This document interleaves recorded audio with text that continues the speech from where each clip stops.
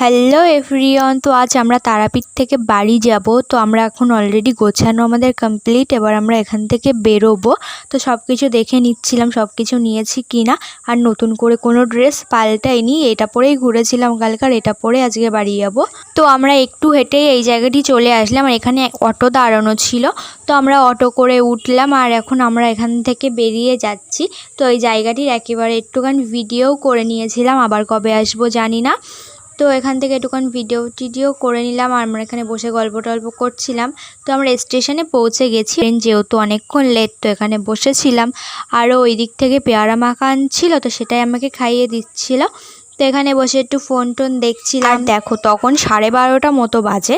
তো আমরা ওখান থেকে উঠলাম, উঠে একটা দোকানে গেলাম কিছু খাবার টাবার কিনে। উঠলে তো আমরা খেতে পারবো না তেমন ভারী কিছু, তো এখান থেকে কেক বিস্কিট এগুলোই আমরা কিনলাম। তারপর হাঁটতে হাঁটতে যাচ্ছিলাম, যেখানটায় আমরা বসেছিলাম ওখানটায় গিয়ে বসলাম।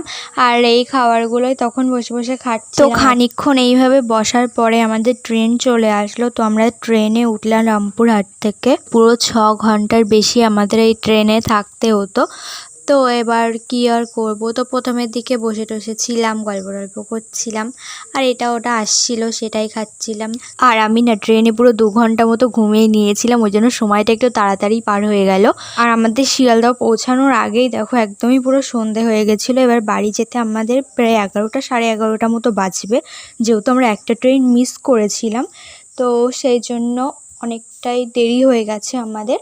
তো যাই হোক, এইভাবে কি আর করা যাবে। তো এখানে বসেছিলাম। শিয়ালদহ ট্রেন মানে যেটা ধরবো আর কি, সেটা 1 মিনিটের জন্য আমরা লেট করে ফেলেছিলাম, যার জন্য ওই ট্রেনটি ধরতে পারিনি।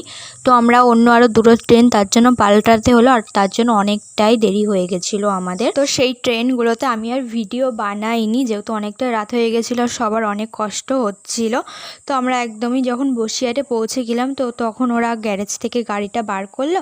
আর এইখানে বসিরহাট থেকে একেবারে বিরিয়ানি নিল। আর এখানে ফলের দোকান ছিল, সেখান থেকে ফল নিল, পাশ থেকে মিষ্টি নিল, নিয়ে তারপরে আমরা বসিরহাট থেকে বেরোচ্ছি। আর অনেকটা রাত হয়ে যাওয়ার কারণে দেখতেই পাচ্ছ রাস্তায় কেউই নেই বলতে গেলে চলে, অনেক কম লোক যাচ্ছিল। আর তারাপীঠের ব্লগটা আজ এখানেই শেষ হলো। কেমন লাগলো তোমরা আমাকে জানিও।